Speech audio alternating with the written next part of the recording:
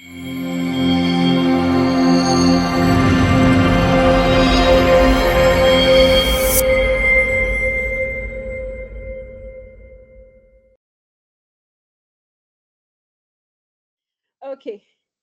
Okay, thank you so much. So, good evening to everybody. I hope you had a lovely start to the meeting. My name is Uzoamaka Igweike, and I'm the founder of Loomcraft Chocolates. So, so Loomcraft Chocolate, like Tosin said, started as a side gig to a side gig because Tosin and I worked together at an SAP consulting firm. So I was an SAP consultant, and SAP is basically an ERP software or a software that companies use to run their business. So ERP means enterprise resource planning, right? So when you go to most organizations, they run their business. There's some sort of a software that supports their business. So that software is called an enterprise resource planning software. So my work then my job then was to deploy SAP as an ERP for companies in the manufacturing industry or consumer products industry. And on the side, I also had a baking business. So I was making cakes, mostly cakes, and selling them on the side. Then I just realized that chocolate was very difficult to come by. Good quality chocolate was very difficult to come by, and I was looking for a solution that I could use in my baking business. So that solution was basically find chocolate or make chocolate, since the resources that we needed to make chocolate, which is cocoa, predominantly cocoa, was available in Nigeria. Nigeria is the fourth largest producer of cocoa beans in the world. And I'll just take a quick detour before I come back to the rest of my story. A lot of us don't know that Nigeria is really huge, right? And the amount of resources, especially food resources we have, is just mind-blowing. Nigeria is one of the largest, if not the largest producer, or the second largest producer of ginger and sesame. If not number one, definitely top 10, ginger and sesame seeds. So there's lots of food produce that we make here or we grow in Nigeria that most people don't really know about. And cocoa is one of them. We're the fourth largest producer of cocoa in the entire world. And it didn't make any sense to me that we didn't have any, should I say, company really processing cocoa and turning it into good quality chocolate. I mean, everybody will talk about Cadbury, everybody will reference Cadbury, but the truth is that Cadbury has a really big plant in Nigeria, but they make just, I think, Bonvita, Buttermint, and Tom Tom. And I think recently they added the chocolate mix, but not chocolate. So I wanted to solve that problem for my small business, just learn how to make chocolate at home so that I could incorporate it into my cakes. And that was it. But the way you get into a rabbit hole when you start doing research, I think I was bewitched by the process, and thanks to all the people that were doing chocolate, that were also posting about their experiences, also, putting out resources there. So my research led me into that rabbit hole, and I was just enchanted, right? I just loved the idea.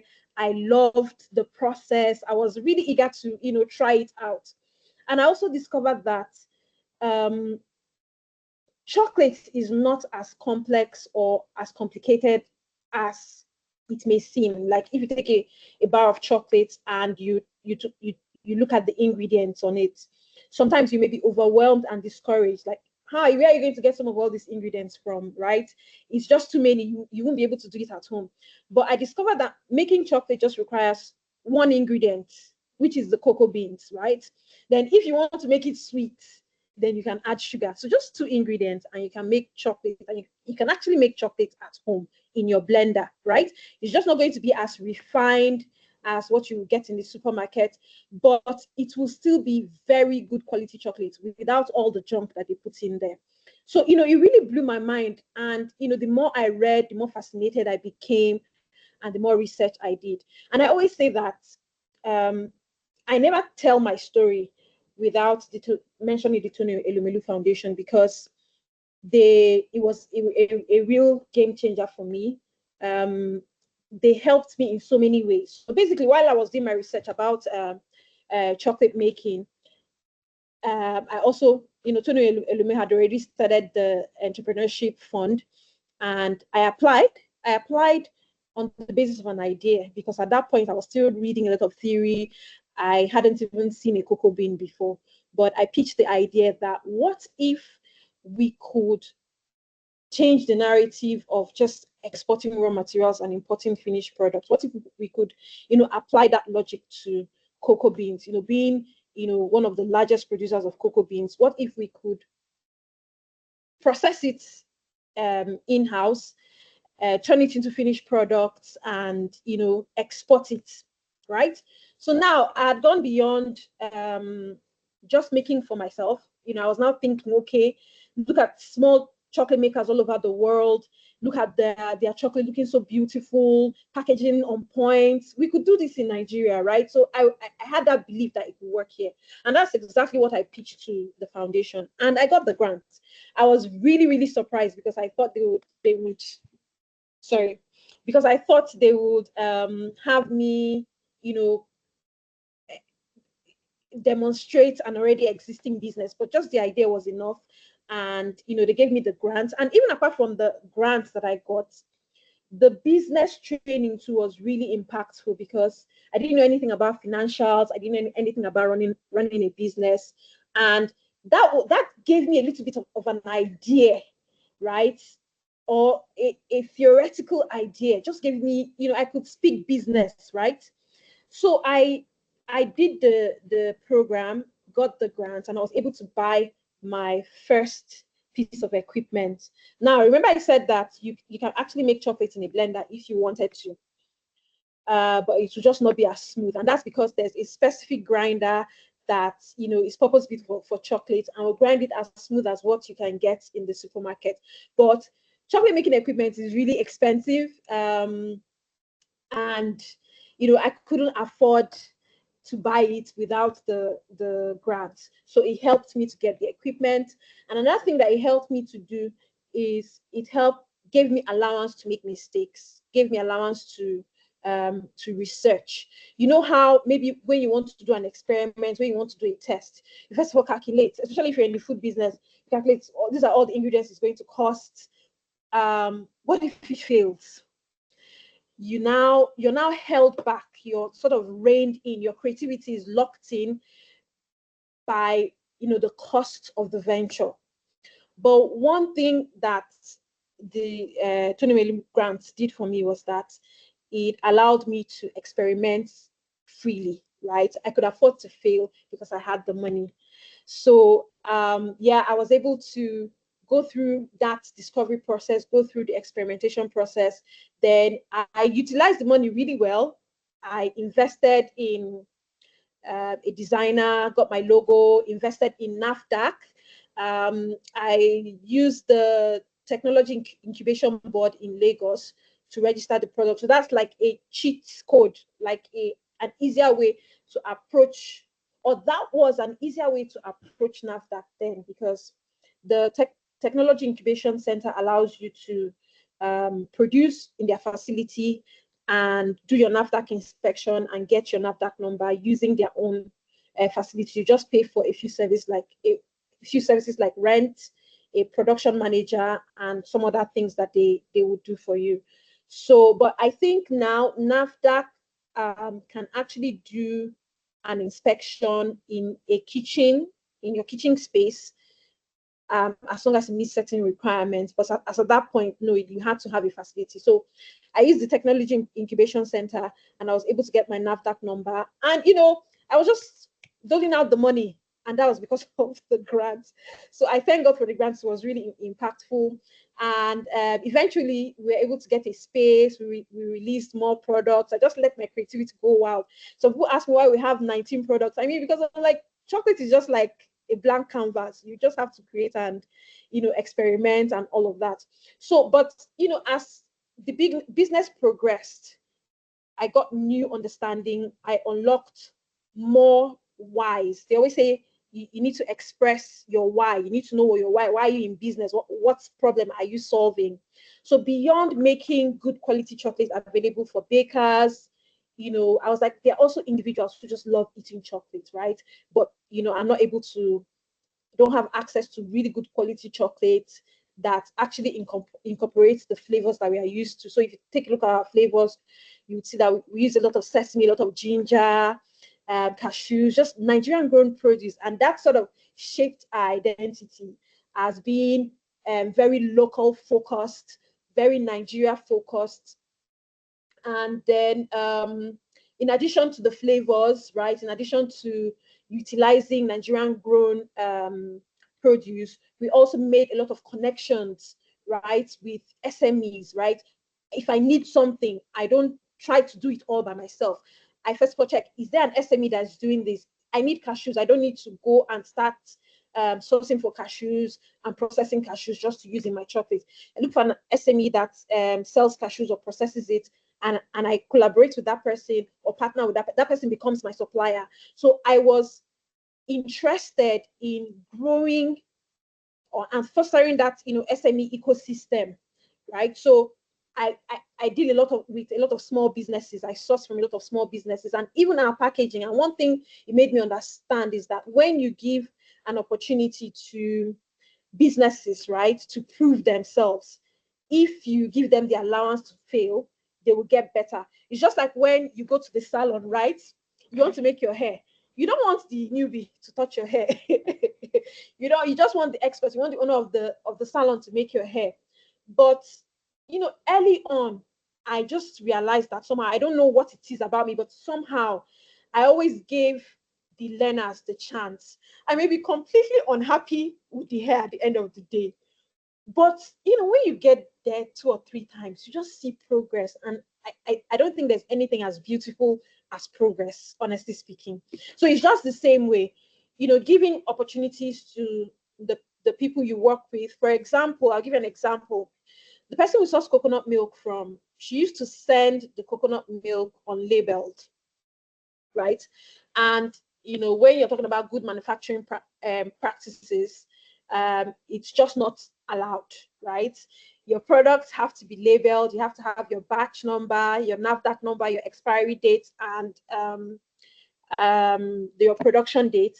And then even when you place them in your raw materials room, you have to place them in such a way that enables FIFO, that's first in, first out, such that the first, or not necessarily first in, first out, right? More like first expiry, first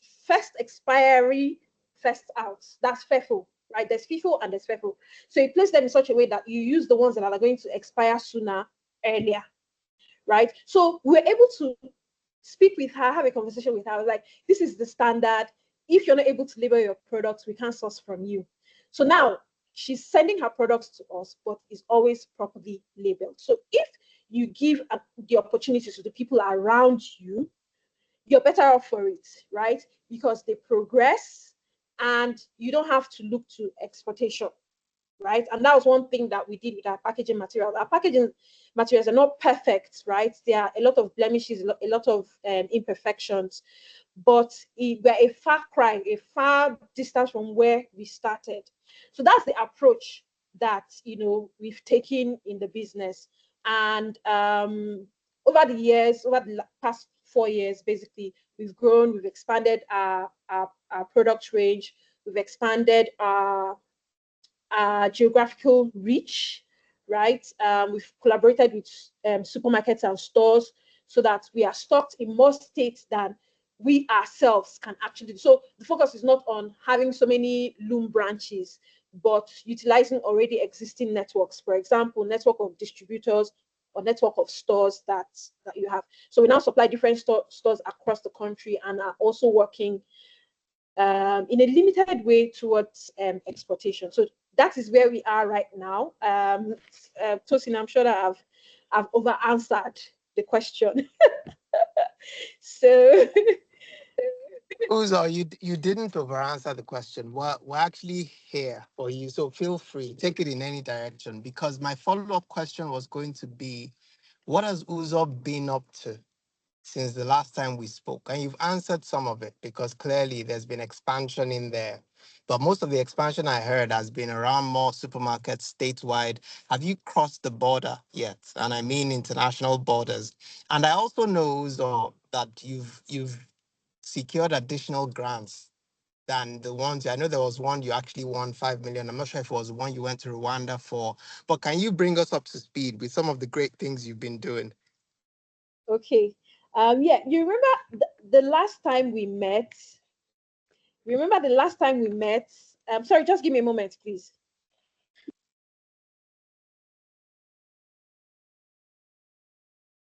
Okay, so remember the last time we met? I think that day I had just applied for the Smedan grant. And I encouraged other people on the call as well to apply. I heard about it that day, and I did my application very quickly and submitted. So I was shortlisted for the grant, eventually went on to pitch for the grant, and we actually did won the grant, glory to God. So yes, we got that one grant. And something I would like to mention about grants is that at some point, especially for a business like mine, especially most businesses really that are our size, you actually do run out of grants to apply for. As funny as that may sound, because a lot of these grants are annual offerings. Let me put it that way. For example, the Tony Elumelu grant, it comes up every year. January, you apply January, they have the announcement in March, and then they do their disbursement around November, December, right? And for most of these grants, once you have applied and you won, you're ineligible. So the more grants you win in the beginning, the less are available for you much later. And in the kind of business that we do, which is pure manufacturing, you don't really have a lot of grants targeted towards manufacturing space. A lot of grants are towards tech, right? Any type of tech, fintech, ed tech, even agri-tech, right? Even though we are in the agri space, we don't necessarily have a tech component to our business. So the number of grants we can apply for or are eligible for are actually limited right now. So yes, so we did win that one. And yeah, you asked about Rwanda. Rwanda was just a nomination by UNDP. Again, it was a great opportunity to meet a lot of people in the business space, to network, to talk about the products, and to take the products outside of Nigeria. Again, your business is not just, apart from the obvious benefits of you having a source of income, you employing people, having your own personal satisfaction. Your business is just like a road for you to many other countries too. The work that I represented UNDP at that Rwanda conference, and it was because of my business really. So yes, the business has opened a lot of doors for me. And in terms of exportation, we used to be hyper focused on trying to export, but we've taken a bit of a step back, and I'll explain. There are so many reasons why. Shipping out of Nigeria, shipping chocolate out of Nigeria, and being able to meet all the regulatory requirements for chocolate outside of Nigeria is pretty tough. It's not easy at all, right? And I'll give you an example. First of all, have you ever tried to ship with DHL, like just shipping documents? Not even DHL, shipping with any courier service whatsoever. If you compare the costs of shipping from Nigeria to the US, for example, it's almost always more expensive than in the reverse. So I'm part of this cooperative. It's called the Cross Atlantic Chocolate Cooperative. And it's a cooperative of chocolate makers that are making chocolate where cocoa is grown. So a lot of us are from West Africa, Malawi, the Caribbean, Tanzania, countries that grow cocoa. So, and what we do is that what the cooperative does for us, what we do in the cooperative is make chocolates at origin. So, and then come up with some sort of a box or curate a collection of chocolate bars So you could have a set of 12 chocolate bars in the collection, and they're all from different origins, different flavors, very unique. It's nothing you ever get anywhere else. And we put it together for sale in the US, right? So it's like putting our products together and selling to people with very great buying power. And then, when we all contribute the chocolate, you bring your costing and then you price your bar. Nigeria, my bar, that's the Nigeria bar, is so expensive compared to any other person, right? So you have people from, let's say, Tanzania, Malawi, Trinidad, coming in at $10 per bar, right? Or $10 per kg. Let me use that as an example. But our products are coming in at $21 per bar. So it was just not, it was just so expensive. So, for subsequent bars or subsequent releases, I opted out because it was just too expensive. So apart from the transportation cost, you also have certifications, right? So you have rainforest certifications, organic certifications, all sorts of certifications associated with chocolate products.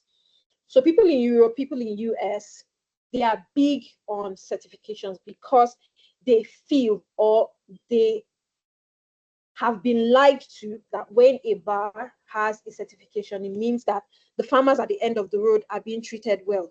But that's completely incorrect, right? In fact, the people that are doing the certification bodies, are most times just after the monies that you pay for certification, right? And a lot of time, the cost of certification is actually dumped on the farmer. Most of them cannot afford it. Only big chocolate companies can really afford to pay for certification. And we are so tiny, we can't afford to do $3,000 for a certification that is valid for 1 year, right? So now, when you put your chocolate bar that is slightly more expensive than a Lindt bar or a Cadbury bar, you put both of them together, right? Then they look at my bar, no certification, just my own claim about what I am, what I do, no certification body to back it up. And they look at this slightly cheaper or even greatly cheaper bar that has a lot of certifications and will make them feel good about what they're eating. When you eat a chocolate bar that has a certification to it, you feel like you're helping somebody in Africa. Meanwhile, it's completely false. So we were not competitive. We just realized that if we go this route, we will just not be competitive. And then on the flip side, when you think about the Nigerian population and the fact that even though, yes, we're chasing people that have disposable income, we haven't really covered the surface in Nigeria, right? That's 2021. In 2021, Nigeria consumed $31 million worth of chocolate. So if you calculate $31 million, is a lot of money. And our revenue, right, is not even up to $500,000 per annum, right? It's nowhere near that. So what it simply means is that we haven't covered the surface. We haven't scratched the surface, rather, and we haven't covered the markets in Nigeria. So instead of looking for how to spend or where to get money for certifications, how to make our products more competitive abroad, and still have to figure out how to even deal with the logistical challenges of shipping a cool chain products abroad, we decided to focus more on the local markets. But we still do get orders on our website from different parts of the world, and we will ship, right? As long as you're willing to pay the shipping fee. But what we are not doing now is taking huge volumes of our products out to the US, Europe, outside the country, just because we want to tick that box of export. So yes, sometimes you need to sit back, even though it sounds nice, right, that you're exporting. Okay, you have a beautiful product. The next question that comes along is, are you exporting? And if you say no, right, they always make you feel like there's something you're not doing right, but it's not always so. So we strategize and do what works for you. For now, we've put exports, we've put it at the back burner, and we are focused on actually covering the Nigerian market. Wow. For those who just joined, we're having two Pete. Uzo was here last year, September, and we gleaned a lot of insights. And if you notice, the way we try and position some of these sessions are via storytelling. I think it's very empowering for our business owners, and you can dimension this in different ways. You can look at it as Uzo is a female entrepreneur who's, you know, going against the odds to sort of run her business and stuff in maybe, I don't want to say a male dominated market. I don't know what the stats are in that sense, but it must be empowering to see some of what she's talking about. And also the fact that a lot of what she's saying is backed by research. There's something research does to you in terms of the facts you have on the table and how you navigate the market versus, just thinking on a hunch and just, going ahead and doing stuff. So what I'm trying to say is, please follow her stories and sort of pick on. You will hear things like networking. She maybe expressly didn't mention networking, but you could hear that she was nominated by the UNDP to go to Rwanda to. You can't be nominated by people who don't know you or you're not in the right circles or the right association. So there's a bit of networking that is also in there, apart from the research, apart from also trying some things and seeing why or what it may or may not work, and also properly understanding your market. Uzo, a quick question on the certification though. I assume that certification is done by company basis. Is there an option to crowdfund it? Assume you have a circle of 4 or 5 people who go, right, the price is $3,000 per annum. Could we crowdfund, split the cost, and then apply the certification, or it has to be by company, in which case you need to bear that cost? Okay, so typically the the what you're certifying is actually the farm, right? You're certifying that, okay, this farm is organic, and the responsibility most times falls on the farmer. But our farmers here in Nigeria are not there because they would always find buyers for their beans, right? They are not big, Uh, not necessarily big on certification. So it's actually the farms that are certified.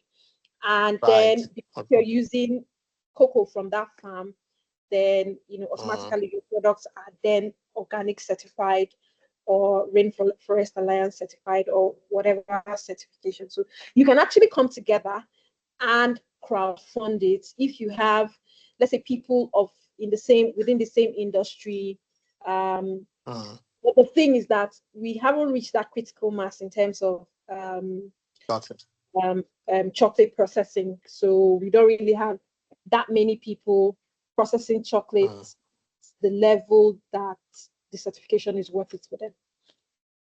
got it. That makes sense.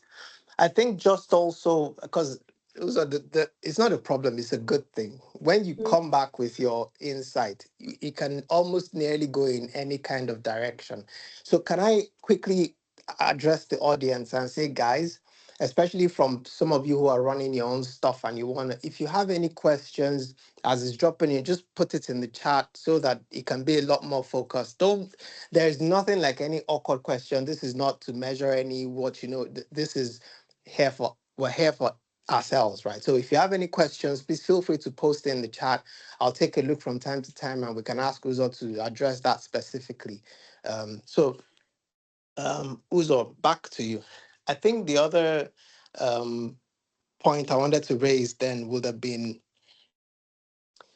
you've even within your whole trying to navigate the whole what is my risk appetite for doing some new endeavors versus the amount I have to because whatever kind of thing you do, if it pans out to be a mistake, even though there's a learning process there, it could still be expensive, right? So for you, I think my question will be, you have identified the target market. You're saying the market value right now, what you checked is maybe about $31 million. You've not even scratched the surface of $500,000 yet. Mhm. What are you trying to do in terms of your distribution model? Or is this where you begin to look at investment as well? Does it mean that if you produced more, you could sell more? But we know it's not necessarily that straightforward, is it? Because you can produce, but it's on the shelf. So how are you navigating that area of where you're also able to distribute and make sure that you know, you're able to get some of that money back in the business and reproduce another batch?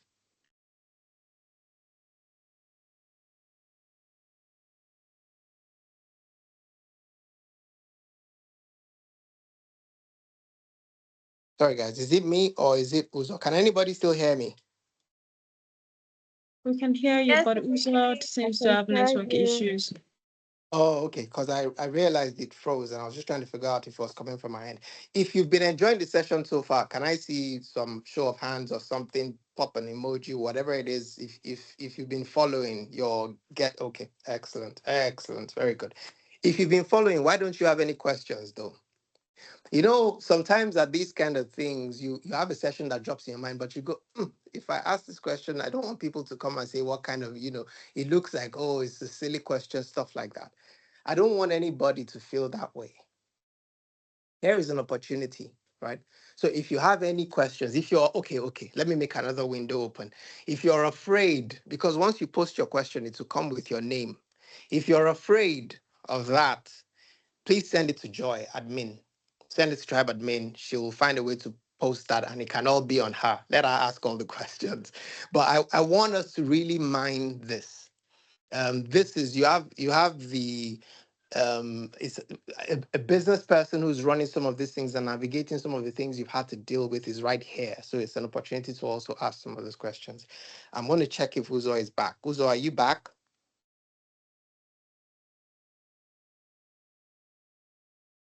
Okay, she's not back. Okay, I see Bongani also joined. Thanks for joining, Bongani. Bongani was also here last year. We really have people who are, who've come here to, really drop very, very deep insights. And she's also here on this call. Thanks for joining. Hi, can you hear me? I assume that's Uzo. I can't hear you, Uzo, if you're speaking. Maybe try again. Okay, while Uzo is trying to sort that out, can I also make a sneak announcement? Bongani will also be coming for part two. Part two is not likely in March. It may be one of the first ones in April. We've got stuff lined up for you. And I also want you guys to understand that it's not just coming to put those things here. We're also interested in you. I hope you have your jotters nearby. You're writing some of those things and you make a commitment to go practice or do some of those things and come back and tell us how it's going. Uzo, I see you're back. Can you try speaking? Let me see if. Yeah, I'm back. Excellent. Thank you. Thank you. Thank you. Okay, Bongani, I saw your message just now. We're glad you like being here as well. Uzo, let me go back to the question I asked you. Did you hear it, or do you No, want me no, to no. repeat it? Yeah, please just help me repeat. Thank you. Okay. My question was, I see you've done your research. You know what's coming out your market. You've estimated the revenue from there in terms of consumption actuals is about 31 million US dollars. You're saying that from a business, a small business as yours, not small for long, by the way, you're barely scratching $500,000.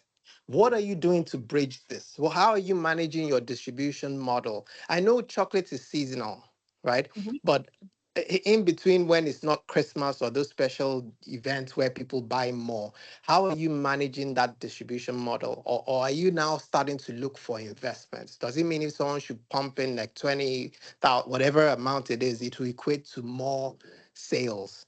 How are you doing this?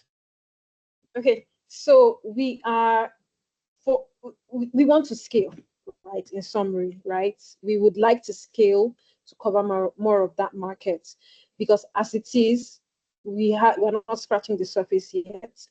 And to take advantage of the opportunities in the market, it means you need to produce more.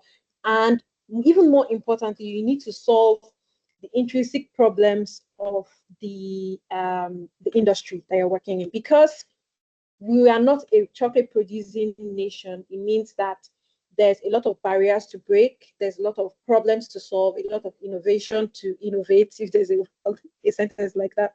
But in summary, for us to build that value chain, right, from production of cocoa right down to where the finished products are consumed, there are a lot of challenges in between. And for us to scale, we need to solve those problems basically. And one of the biggest problems is logistics, is the logistics of moving chocolate around. Because again, we are not a we don't really have very strong cool chain. It's not cold chain this time around. Cool chain. Just need to be cool. You don't need a frozen van or anything. Just a cool van that moves your products across the country. So for you to scale, right, it simply means you need to place your product in front of the consumers. Nobody in Sokoto is going to kill themselves about getting chocolate from Abuja. I need to be able to move my chocolate from Abuja to Sokoto and have that person buy it there. So what that means is that any challenge with transportation or logistics has to be solved by me if I'm interested in getting that person's money, right? So what that means is you need to figure out ways, and not just fancy ways to do stuff, right? You need to figure out smart ways that are cheap, that solve the problem, basically. So it's not just about buying a cooling van. Even if you buy a cooling van, how are you going to use that cooling van to distribute all over Nigeria efficiently or effectively? It just won't work. It means you would need to be a GIG, have one dedicated to each state, that kind of thing, which is not practical, right? So you need, ways. It could be in the way it's packaged, right? Maybe packaged in a way that the products are insulated, right? Or you could leverage just like we do with some of the stores, right?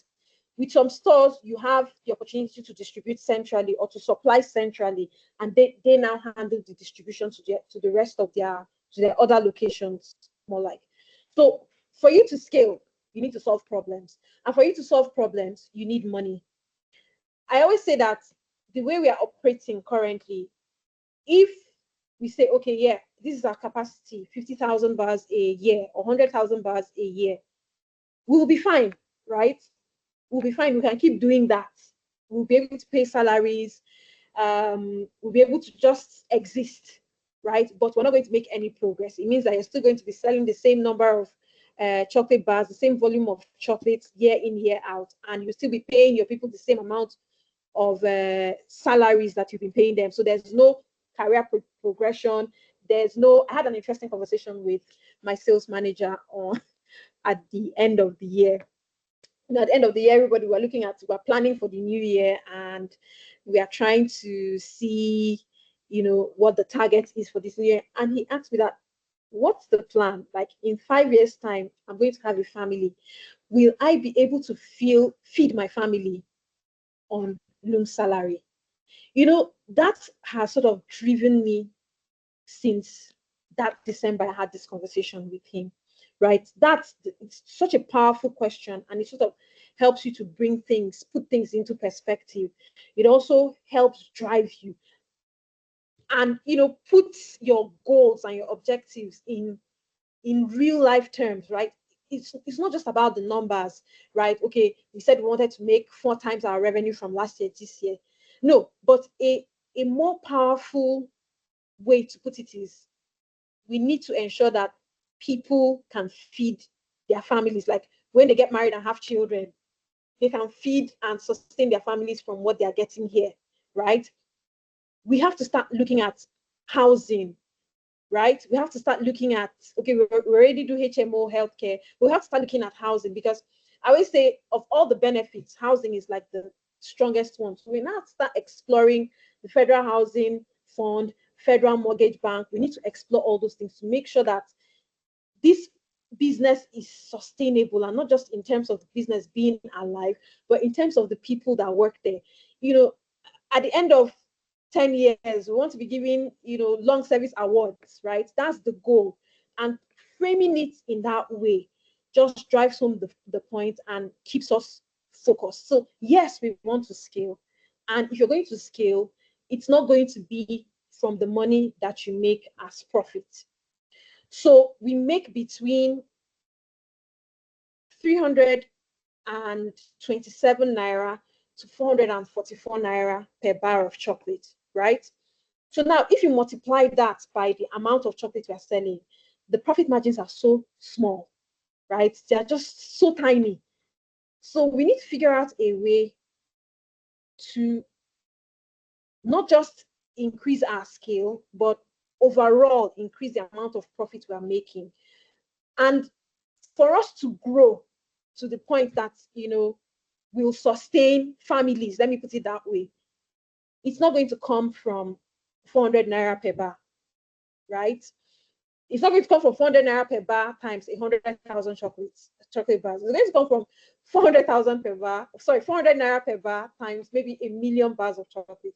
And for you to scale, right, your profit of 10 million is probably just going to buy one equipment, right? One piece of equipment. It's not going to do anything. So you're not going to scale from your profits in manufacturing. There are some businesses that are able to do maybe 100%, crazy numbers like 100% profit, they scale and all that. But for manufacturing chocolate, it's not just going to happen that way. So at the end of the day, we need extra money. And what are the ways money comes in? You have the grant, right? You have the loans, and then you have equity, right?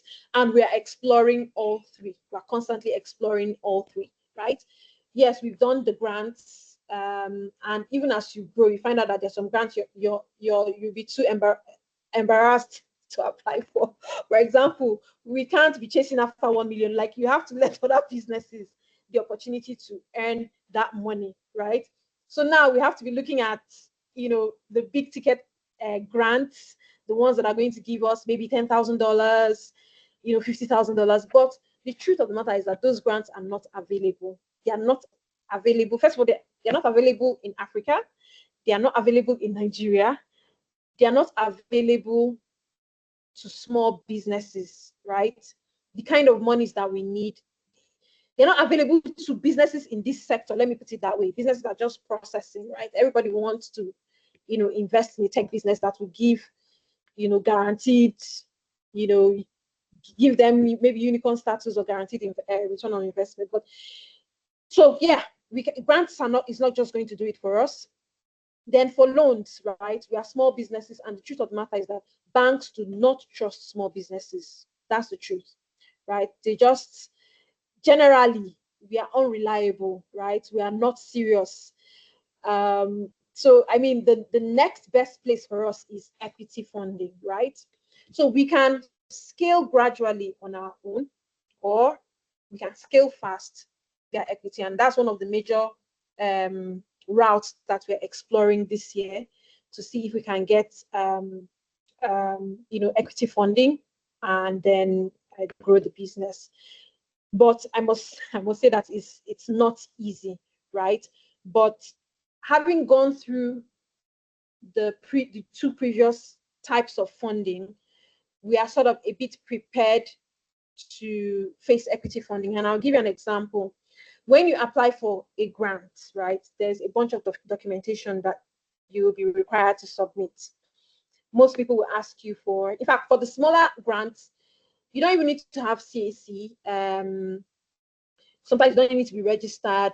But if you get to the more serious ones, like the Elumelu Foundation, you need to have your CAC, you need to have your tax clearance. In some cases, they would ask you for some audited financials. As you move forward to the loans, right? So we were able to secure a loan with BOI, and it was not easy. And doing some of all these things early sort of helped us prepare ourselves for engagement with, more serious people in the equity space, right? So when we engaged BOI, right, it sort of stretched us. The amount of documentation that was required. In fact, all the people that we applied at the same time just gave up, right? But because we did not have any choices, we need this money. We needed to buy cocoa. If we didn't get this money, that was just the end of us. So we pushed through. And a lot of times, right, we are postured as much bigger than we really are. I remember one time we were attending a fair and somebody approached the stand. She had been a customer and everything. She was like, "Where's the rest of the team?" I'm like, "This is us." And she was like, "What? How many of you people?" It's not possible. I'm like, "Yeah, this is us." So, but that's what documentation does for you, right? Because you you have your audited financials, you have your CAC, you have your projections, you have all the documentation, you have your HMO, you have your NSITF. There's a lot of regulation that we are not aware of. You have NAFDAC, SON. There's so much stuff. Like, when we engaged with DOI, we realized that we needed to have some sort of a HSC policy, right? So we had to now go and do that. Then as we are engaging with equity funders, we had never heard of ARCON. Has anybody heard of ARCON? It's like the advertising regulators in Nigeria. Did you know that for every ad on Instagram, every ad on WhatsApp, on Facebook that you run, you are supposed to get approval from ARCON? I did not know that until this year. And I'm like, how is that possible? Every single ad. So we are running a risk, right? If you're a business that is running ads without authorization from ARCON, you're running, and I'm one of those businesses, because there's just so much pressure, and there's only so much we can do. While you're still working through the legal requirements, there are other requirements. For example, food safety requirements. Now we have NAFDAC, we have the SON certificate, but those two certificates don't mean squat outside Nigeria, right? And if you intend to, let's say, for example, one of our goals now is to be able to supply McVitie's, right? There's this new product. I don't know if anybody has seen it. They have this chocolate chip cookie that I think is their response to the Maryland chocolate chip cookies. I don't know if we have seen that news. A very new McVitie's product. So when I actually went to the market last week and I had a taste of it, it is really good.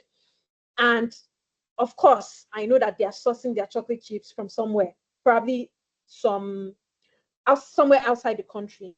And the chocolate chips, I know that it's not compound chocolate, it's not the low quality chocolate, it's the good stuff. So one of our targets is to be able to supply some of these companies, to supply McVitie's and have them use our chocolate in their products. So now the thing with brands, big brands such as McVitie's, Cadbury, Nestle, you have to have international food safety certifications to be one of their suppliers, right? They would actually send their auditors to your company to make sure, and not just in terms of food safety, there are so many other kinds of certifications. Food safety, number one, how are you treating your employees? Are you following the rules? Because they don't want a stain on their own business. They don't want to be supporting suppliers that are treating their staff properly. So for you to be able to supply them, you need to have some of these international certifications that are not necessarily required to do business in Nigeria, and they are so expensive. But again, those are things we have to do if we want to achieve escape velocity, if we want to spin out of the rut that we are in. Because right now, I always say that we are in a rut because we're just going around in circles, operating at the same level or just marginally higher levels. But for you to get out of it, you need to draw blood. Let me put it that way. You need to pay for a lot of certifications that are not necessarily adding profit to you. Let me put it that way. So now we're reviewing our financials for the year, and so far we've posted losses in January and in February, and a lot of the costs, because when you look at it, like where are the losses coming from? Why are you losing money when you know you've done your product costing and you're supposed to be making profits? A significant amount of the cost is coming from the increase of price in everything. Then our power situation is just so bad, and then as we are trying to expand, we're putting a lot of pressure on the resources that we have, on the machines that we have. So you have a lot of maintenance costs. But another source of costs is compliance, right? So it's sad, but if you're going to be compliant, you need to spend money. You need to spend money for your SON certification. You need to spend money to register your staff with HMO. You have the industrial training fund, you have the NSITF. You spend money for everything. And even when you spend money paying for these things, if somebody asks you for evidence, they don't expect you to bring your transfer receipts, your bank transfer receipts. They expect you to bring a certificate. And you also have to pay for that certificate. It's crazy. The costs, compliance costs in Nigeria are just so crazy.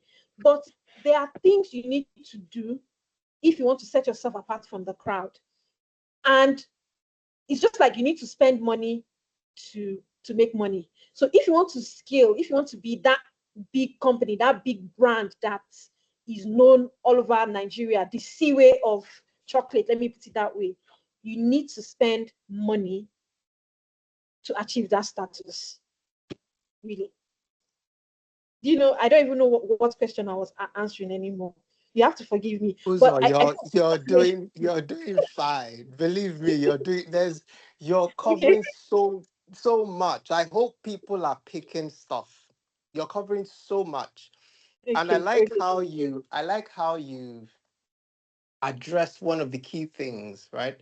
When it comes to declaring or making a profit as a business. As a matter of fact, you may even be making a lot of sales, a lot of revenue, but that cost is a monster because especially when you add that to your want to scale, and then you keep, and so maybe people just need to understand that you saying you want to scale, make more money, doesn't necessarily mean a straight curve. You plateau, you flatline, then it goes up, it goes down. It's not a straight curve at all. And Mhm. one of the things you said, I mean, your margins being small, your costs being higher because you're adding compliance, you're trying to sort of break out of where you are to sort of go a bit higher in your operations. And I do know one of the key challenges a lot of businesses have is the price fluctuation. And in a market like in Nigeria, where if you add the added thing of, maybe there's some of your maybe raw materials, maybe this doesn't apply to you, but I'll touch on where my question is going. Forex, it then becomes a nightmare. But I know earlier on when you're talking about introducing your business, you talked about your packaging and it looked like it was locally sourced. So it looks like one of the strategies you put in place to sort of reduce your costs is to go local Yeah. as much as possible and then help those local guys come up a standard, because sometimes the reason why people don't go local is because the quality is inferior. But where you Yeah. then put in measures with the businesses who are supplying you this maybe semi-finished as part of your landing your final product, you're saying, I'm happy to patronize you, but it must come up a level higher so that you have something that will not impact your brand. Can you talk a little bit more around? I know you mentioned the packaging, but what else have you? Well, cocoa itself is local, thank God. But what else have you done in this space to sort of manage your costs? Okay, so my power just went out. So just give me a moment. Let me get somebody to switch. Hold that thought. I had the question. Okay, excellent. No. We're giving our people calling from other countries a live demonstration of some of the perks of living in Nigeria. So listen, it is what it is. So, if you've joined or you've been following, I'll just take this quick point where Uzo is trying to come back to the question I asked to also say that faith and works is a a, a child of the tribe of marketplace ministers. The focus at the tribe, and if you've followed us so far, you realize that we talk a lot about God. We don't, this is not just, you can go anywhere for business related conversations. The difference here is that God first. And God's intent is to make sure that his people balance faith. That is, that knowledge of him, that relationship with him, also with works, what is in your hand, your ability to do that part diligently. Because you have people who pray a lot, but the works part suffers. They put 10 hours into prayers and put 5 minutes into things like research, things like you understanding your market, things like pricing, your product pricing, things like what exactly builds up to your revenues, your profit. Some of these other things, we ignore them and we just hope for a miracle. It doesn't work that way. So some of these sessions are geared towards equipping that side as well. So there is a balance. Uzo, I see your light is back. I'll hand it over to you now. Please go ahead. Okay. Okay. So yes, I think you asked Sorry about to interrupt, Mr. Tilson. Sorry to interrupt. I saw a hand up. I'm not sure if you wanted to keep that till the end or maybe if you missed it, but I saw a hand up. I don't know if they had a question for the stuff Uzo has just covered. Ah, nice. Thank you. There's Olubukola. Olubukola, please go ahead. Maybe you have a question. You still have a question. Please go ahead. Sorry, Uzo. No, just okay. Olubukola Olabisi, your hand is up. Do you have a question for Uzo? We're happy to take it now. Don't be shy now. Admin, can you screenshot that hand while it's up in case she changes her mind? Uzo, I'll hand it back to you. I guess maybe she can. Okay, when she comes back, maybe she stepped out. When she comes back, yeah.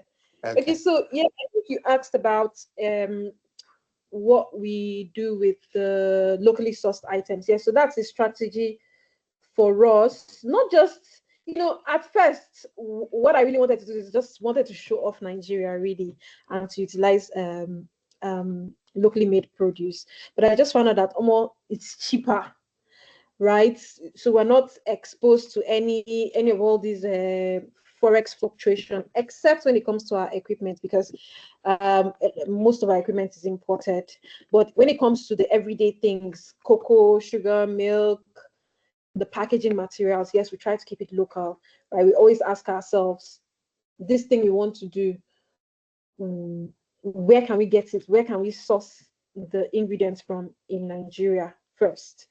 And most of the time, if we can't get into Nigeria, we just rest, right? Because after all, we do have a lot of flavors to play with, a lot of ingredients to play with. And I feel like we're never even going to run out of options. And even when we want to use stuff that is imported, we also have the strategy of having limited releases. So we can do a pistachio bar, for example, just have 100 bars, just a limited quantity. And we may not even be importing the pistachios ourselves, but ultimately we know that it's imported, right? So we just do a limited edition. So we don't do anything long-term when there's importation involved. Same with our packaging material. We keep it strictly Nigerian so that we sort of insulate ourselves from the price fluctuations. And even as you know, the country generally, our economy generally is also so dollar dependent that even when you are sourcing in-house, you're sourcing locally, you still have a lot of price fluctuations. Just the same way the exchange rate is going up and down, is the same way prices of locally sourced raw materials are also fluctuating. Why? Because the fertilizers they used to grow is imported. The milk, the milk that we are locally sourcing is actually imported, right? We do have local milk, but a lot of it is imported.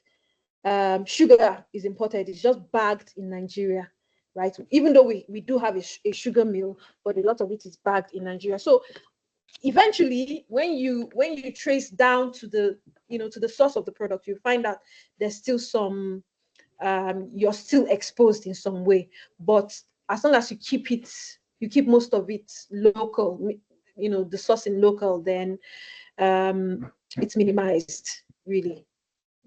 So that's our strategy, to keep it local and to protect ourselves. I think there were two questions. I can't remember the second one again.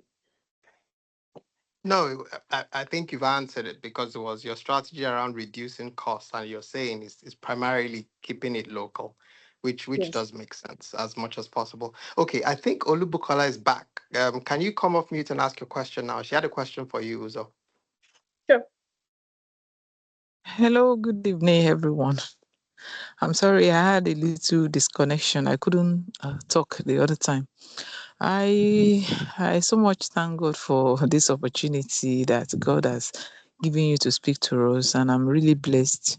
During the course of your discussion with us, you talked about you not venturing into exploitation for now for the reasons that you have explained. Then I want to ask, do you need to have this certification to sell on Amazon and on other marketing apps? if possible? That's question number one. Then number two, I want to ask, is Loom, your business name, Loom, yeah. Are you really ready for a kind of massive investment at this junction? Because I could see that you have done a lot. You have tried your best. You have done so much.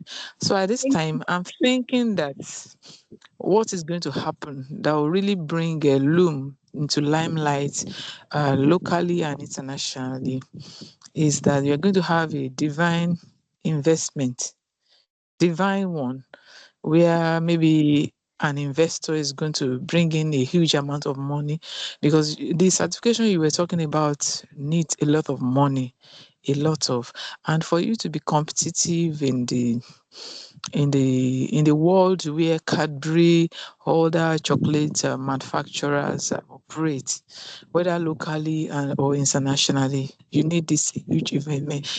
This huge investment. Are you ready? Have you positioned yourself in a ready way that anytime I'm ready, and will you be able to grab it if it comes? Those are the two questions I have. Thank you, everyone. Thank you very much for the questions and for your kind words. To answer your first question, so these certifications I talked about, it's not, they're specific to the chocolate industry. And no, I don't need them to actually stock my products on Amazon. But if I do go and stock my products on Amazon, I won't be competitive. Nobody's going to buy it because it's going to be slightly more expensive than what they are used to. And because I don't have the certifications, people will just not buy it, right? So it's not like a mandatory certification. It's just one of those certifications that make the consumers feel good about the purchase, right? Okay, you see a rainforest certification sticker on a bar of chocolate. You have that feeling or that sense that you're supporting a farmer back in Africa, back in Nigeria, whichever cocoa producing country it is, right? So that emotional feeling is very important, right? It's not a legal requirement, but it also drives people to purchase your product. And if they are not seeing that certification, it's less likely that they will get your product. So how we made the decision to step back is because we knew that we were not going to be competitive at this level. So we may get to a point where we are making 1 million bars a year, and in keeping with economies of scale, we're able to compete per price, then we'll consider exportation again. Then to your next question, you asked if we are positioned, if we are ready for an investment. Yes, please. If you have $1 million you're not using, we can give you serious return on investment right away. So, but on a serious note, yes, we are ready. We are actually in talks with some institutional investors, and it's actually been quite a long journey with them. And we're actually I'm not really permitted to talk too much about it. It's in the legal documents. I'm not permitted to talk too much about it. But yes, we are actually very, very much positioned for an investment. And when you say divine investment, I love it so much because God is not going to ask me to pay the money back. He's not going to have all the terms and conditions that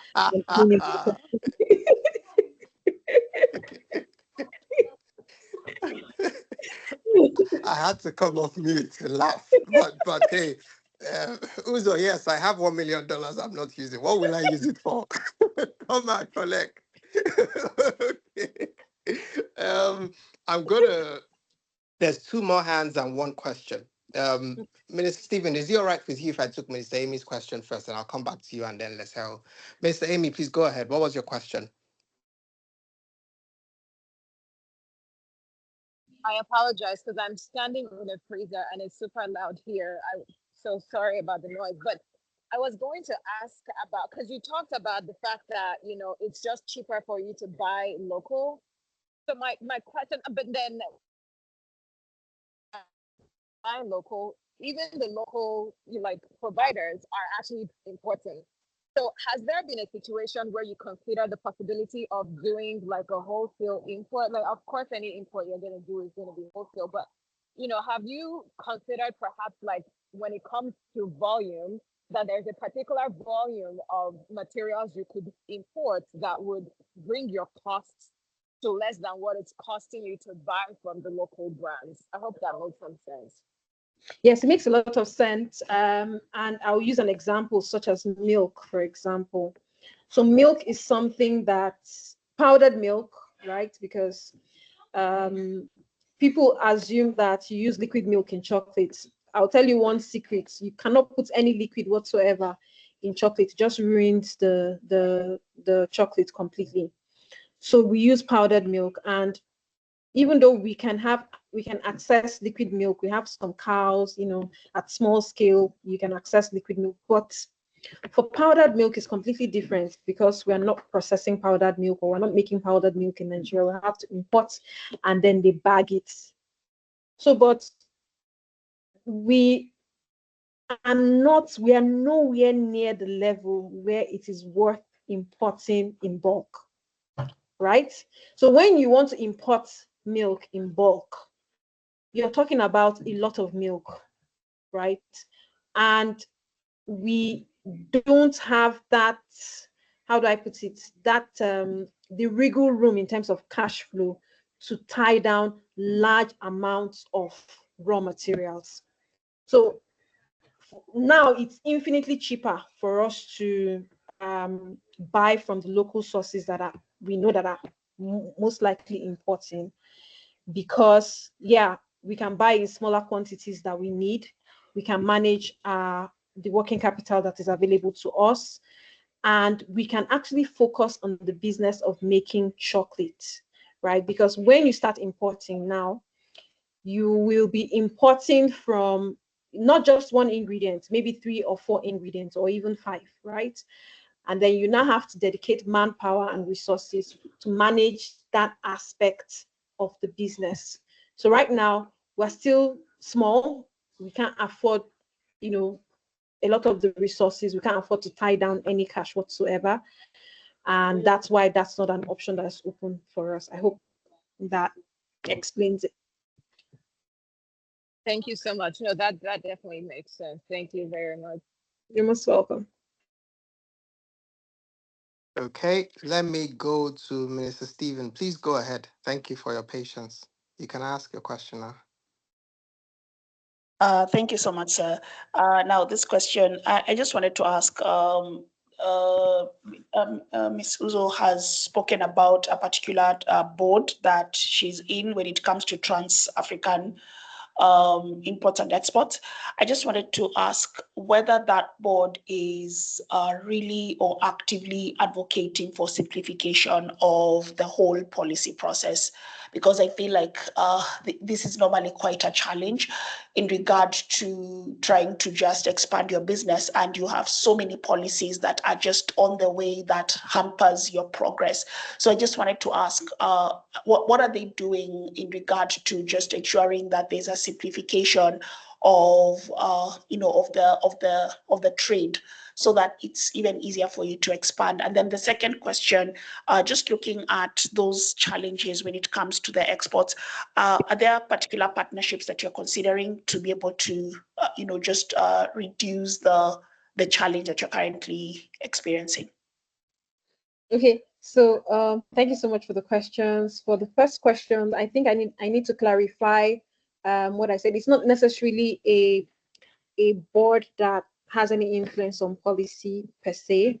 It's a cooperative, so it's just private individuals that got together and thinking about how best to market their products, how best to sell their products to people in the US, specifically people in the US who have much greater buying power. That's it. So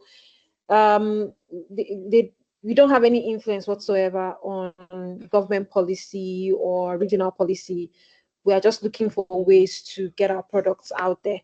And one of the ways that we achieve that is because it's a cooperative, right? So there are people who are able to export on their own. There are people who know how to make chocolates. There are people who don't even know how to make chocolate. So the way we did it is there was a lot of knowledge transfer. So we had people in Cameroon, people in Uganda who had never made chocolate. They are cocoa farmers. Again, the cooperative was for chocolate makers growing in cocoa growing regions.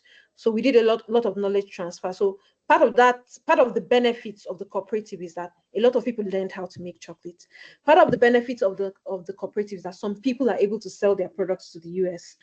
Part of the benefits is that we're able to access, we are part of a company or a cooperative that is registered in the US. And if there are any resources that we need, we can utilize that cooperative's resources. I'll give you an example. When you are exporting chocolate, there's this certificate you need to have. Oh my God, I've forgotten the name of the certificate. Okay, let me give you one.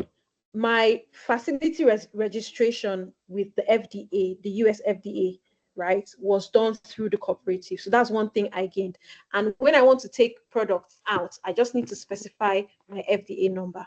And even when, for example, as I was engaging with the company I talked about that wants to invest in us, they asked about apart from NAFDAC, what else do you have? It's an American company, and they are not really, NAFDAC doesn't really mean anything. But the moment I say I have FDA facility registration, that's sorted it out for me. That was a huge benefit for me.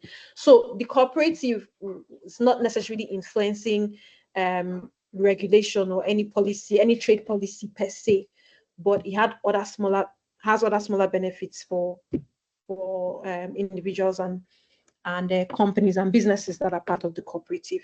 So that's the first question. Then the second question is how I'm able to navigate the challenges for export. So I would have been able to give a response to that question if I was still, hyper focused on exports. One of the things that we explored when we were trying to export is not just exporting to the US. We tried to export to other African countries as well. And we relied heavily on NEPC because NEPC has about 6 what they call trade houses scattered around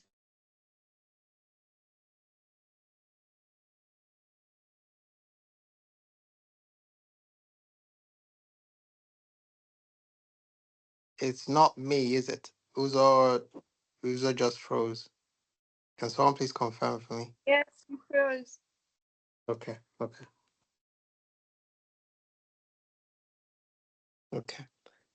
We'll give her. Okay, there she is. We have you. Okay, so I was talking about, first of all, I said, I don't know if the last thing you heard, but I was going on to answer the second question, and it was asking me to address how I intended to solve some of the challenges around exports. And I said that the truth is that I'm not hyper focused on exports anymore, but some of the ways we tried to navigate it was also collaboration, right? So I talked about the trade houses. I was talking about the trade houses that NEPC opened across the world. I know they have 6 trade houses. I know about the one in China. I know about the one in Kenya. And when we were really, really hyper focused on exports, we tried to take advantage of the trade house in Kenya. And one of the things the trade house is supposed to do is supposed to help you explore the market without you going there or having a physical presence in the said country, in destination country. So what we did, we spent a lot of money. We invested a lot of money in registration, just the same way you have NAFDAC in Nigeria. In Kenya, they have the Kenya Bureau of Standards. You need to register your products there before you can import them. So we spent a lot of money trying to register our products. And, all of a sudden, we're not able to hear anything from the people running or the company running the trade house, right? It was really discouraging, let me put it that way. And it didn't just work out, right? It didn't work out with NEPC, it didn't work out with the trade house. And we were forced to, send somebody to Kenya or send somebody in Kenya to go and explore it for us. But we're just too far away.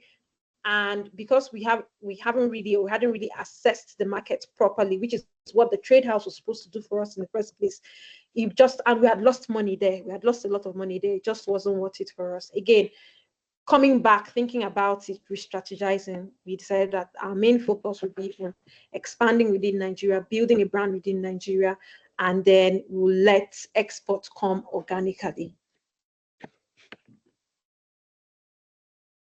Thank you. So I know there's a question from Leseho that is also linked to, but I'll read that out to you Okay. because more of the exporting we've been saying. Well, you've now from your answer said you also looked at other African countries, but let me read it out for you, and then you can wrap it up by yourself. So the first one was on scaling. That what were Mhm. your biggest challenges in terms of scaling? You trying to scale. And the second one was what are your plans regarding franchising and importing to different countries? Well, I guess from an export point of view, you've covered some of it, but maybe given other countries other than the US or the West, the other African countries, maybe have you. Let me let you answer, Uzo. Go ahead. Okay. So the first question, what was the first question again? Sorry, I had it, but it slipped. Yeah, what were your biggest challenges in terms of Okay, scaling up? in scaling. Okay, so Mm, we're still scaling now. yeah, yeah. We scaled. Mhm, So it sounds mhm. like the scaling bit is in the part. We're still scaling, but the biggest challenge is funding, really. Yeah, Getting the money to scale, right? And scaling your production, for us is production capacity, of course, that's what we mean when we say scaling. Scaling your production capacity means manufacturing, heavy duty manufacturing equipment. It means a lot of working capital, a lot of investment in marketing and branding. I'm sure a lot of people on this call, if you take a poll now, you find out that maybe it's less than 10% that know about Loom outside of this call, right? And that's because we have a lot of work to do when it comes to brand visibility and marketing. But marketing is not cheap, right? It's not cheap at all. I'll give you an example.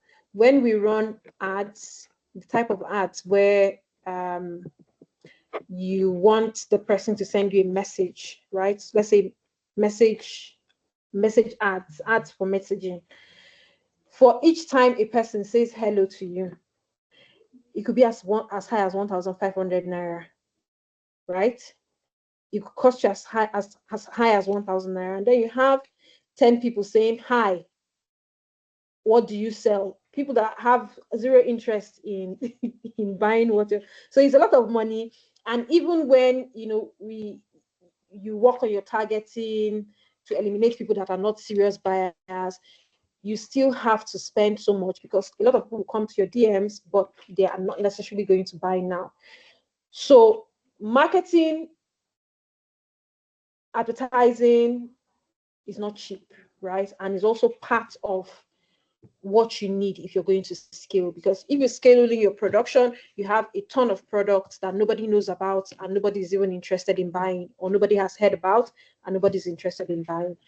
So the biggest challenge for us is getting money, that's big money that will give you the freedom to do a lot of things at the same time. I think it's very important to say that, to do a lot of things at the same time. Right now it's like there's I've forgotten what that thing is called in economics again, but they are competing needs, right? And you just have to prioritize every time. And sometimes something that should not be suffering is suffering, but that's just where you are. But if you have a lot of money, right, you can do a lot of things at the same time. You can work on scale, on your actual um, increasing actual production capacity, then get talent. Very important. The people in your organization are extremely important to helping you get the most out of the resources that you have. And I'll give you an example. Right now, I'm wearing a lot of hats, right? I'm the marketing officer. I am the finance person. I'm the chief finance officer. I'm the marketing officer. I look through all our legal documents. What else? I still do design, right? If somebody wants a custom bar of chocolate, for example, sometimes I still have to get on Canva and do the design myself.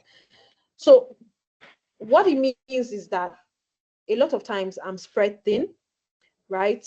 And when you're spread thin like that, you lose specialization. And specialization is really important if you want to get expertise, if you want to achieve expertise quickly. So if I were focusing only on marketing, I'll probably be doing a lot of marketing courses, probably be exploring all the marketing tools, all the ad tools, YouTube. I'll spend time strict on marketing. And where I was 6 months ago, I'll be much better than that place now, right? But because I have to do a lot of things, my knowledge is a bit shallow. And yeah, if you have people that are working in those specialized roles, you can maximize their talent, let me put it that way, and give your company the best. But for you to get talent, you need money. So what we do is that we employ people that are green, that are fresh, and we try to train them as much as possible. That's what we can afford right now. But then again, I'm just trying to explain how money is really important. Funding is really important in terms of scaling, and that's like the biggest challenge that we have. If we have money, we have a clear vision. We know exactly what we're going to use the money for, but it's just about having it. Then the second question about exporting, right? And exploring. Franchising. Okay, franchising. Franchising.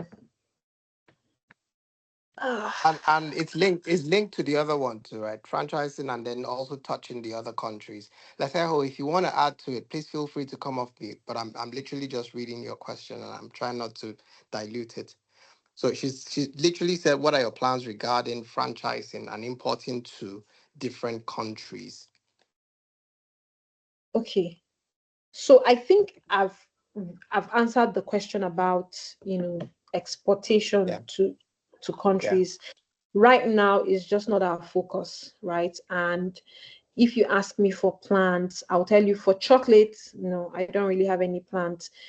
At some point, we actually explored exporting cocoa beans, but that has been taken over by scarcity of cocoa beans, right? We're actually hoarding cocoa beans for our own production, right? So exporting the cocoa beans is not big on our list anymore. So for chocolate, no, we're not exploring that right now. We want to cover at least for this year and next year, we want to cover the market within Nigeria. Then for franchising, I guess it's the same thing. I've not really explored franchising. I don't know, for chocolates, I've not really explored it. Let me just put it that way. It's not something that I've explored. Okay. Okay. Yeah. I think there's a follow-up question from Olubukola Olabisi. Okay. Please go ahead and ask your question. Hello. Okay. It's one thing I wanted to say the other time. I am a baker, and a few years ago, I used to buy chocolate from distributors, wholesalers in the popular grocery market, Akpongbon, in Lagos. These guys are the ones selling all the brands, they import them. Okay, and I remember I went for an exhibition, a trade fair at Landmark Event Center in Lagos, and I saw guys from Asian countries, from Europe, from Canada, from America, coming in with different kind of new brands of chocolate. And when you approach these guys as you want to be buying, they will tell you that you go to this guy, and remember that they are the same guys in Akpongbon market that those white men were mentioning. So I want to ask, how is your company now? You are focusing on Nigerian market locally. How is your company collaborating with these distributors in Nigeria who are the wholesalers of chocolate in helping you push your brand to the market so that it becomes a household name in Nigeria and push it to the people who will be buying on daily basis and the likes? And also, are you collaborating with bakers. Bakers do a lot of shows, they have exhibitions, and they can help push your products to the market also, and they'll be using it. Are you looking at these two areas? Thank you. Thank you so much for the question. The event you attended is the Food and Beverage West Africa, right? Around May last year.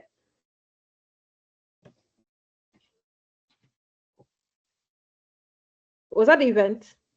The Food and Beverage West Africa. Okay, so I believe it's the same event, right? And yes, so exhibitions and fairs and trade fairs are a great way to market your product. And for us, right, that specific exhibition that you talked about, we actually have plans to be there this year so that we can showcase our products to the buying market, because we know that some of these exhibitions are where the distributors, the people that own the market, the people that have the networks, the network come to source for products. So we plan to be there. And yes, exhibitions and fairs are a great tool to market your products. It's not just necessarily about sales. But one thing to know again is, I remember last year when we tried to register for the product, a stand was about ₦500,000 for like a SME stand, and it was an overkill for us, right? Again, you should not always let the cost of the marketing costs discourage you. This year we're going to try our best, even if it's ₦1,000,000, we'll try our best to attend so that we can actually access more customers. But then again, you also need to balance your marketing with your capacity. So if you do all the marketing and then you have a lot of people requesting for your products and you cannot meet up with the demand, you instantly lose trust. So when we market and when we approach distributors, we tell ourselves the truth. So if this person orders 10 tons, are we going to be able to deliver? And when the answer is no, we don't even bother introducing ourselves, right? We don't even bother making some moves.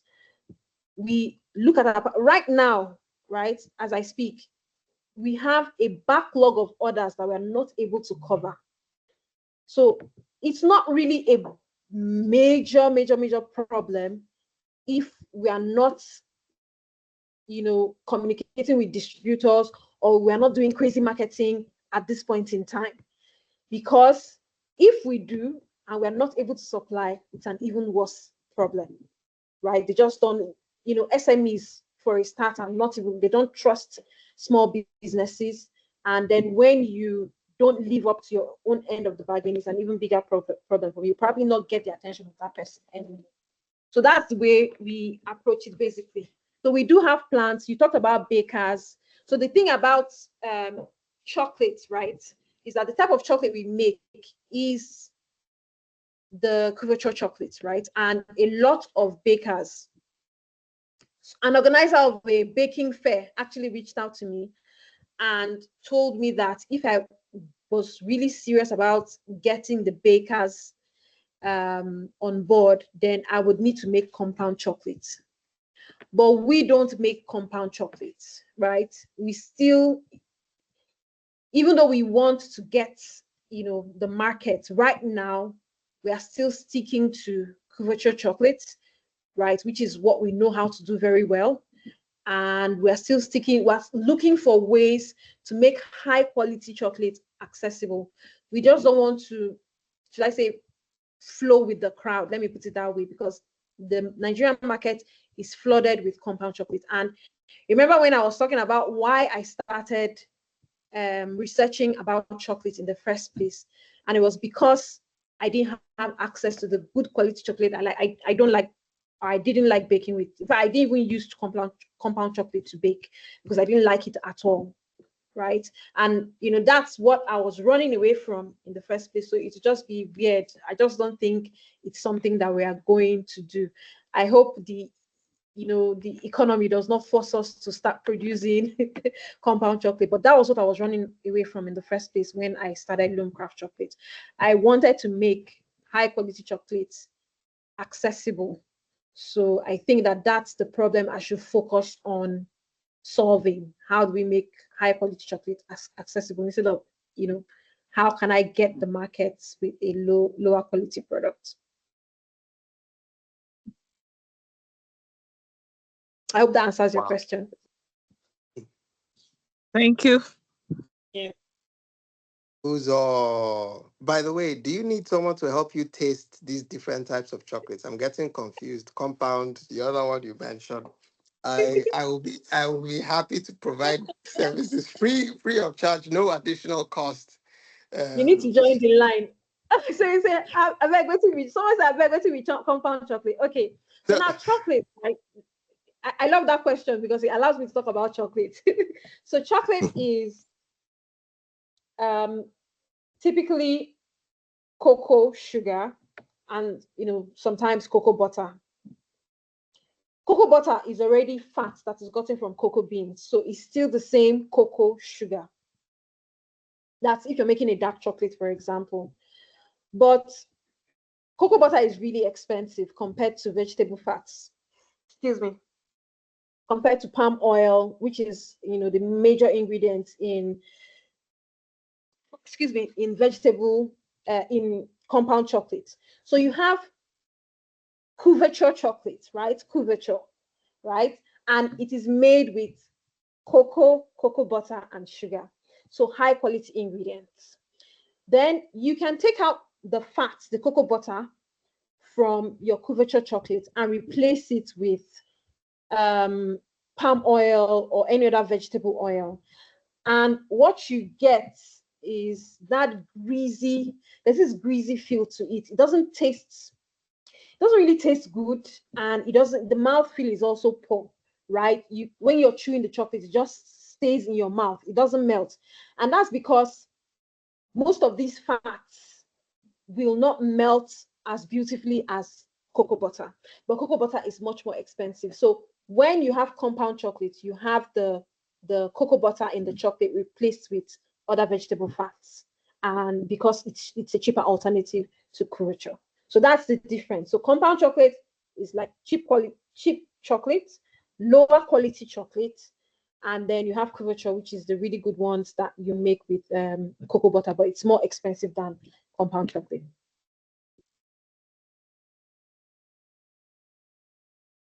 Well, Eromina, something is couverture. I hope I pronounced it well. It's couverture, yes. You pronounced it well. So when you see all these chocolate bars that are coming from Indonesia, that are really, really affordable, that those ones that you really want to put in your shopping cart, yeah. And when you bite into them, you know that nah, this is just not it. Those are made with, they are candy bars made with compound chocolate. Which one is a bookie chocolate? Listen, Joe. Yes. Yeah. Oh, I love that comparison. Yes, she's right. That's where you get from. I was get from.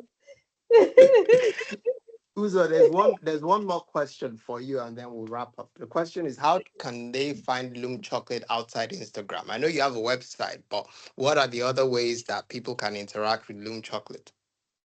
Okay, so we also distribute through stores, right? The stores carry mostly our classic bars, and when I say stores, we used to be everywhere with ShopRite, but I think ShopRite is winding down a bit, and their payments are not coming in, so we are slowly decommissioning them.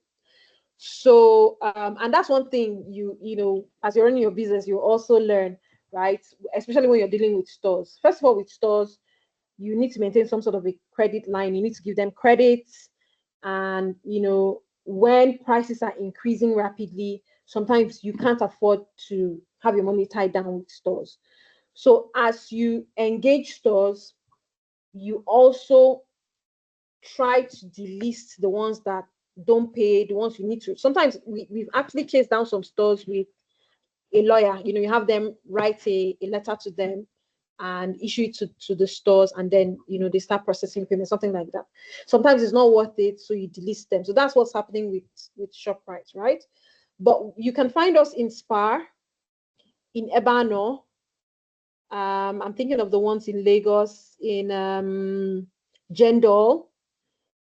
We're currently working on Market Square, so you may see us in Market Square later this year.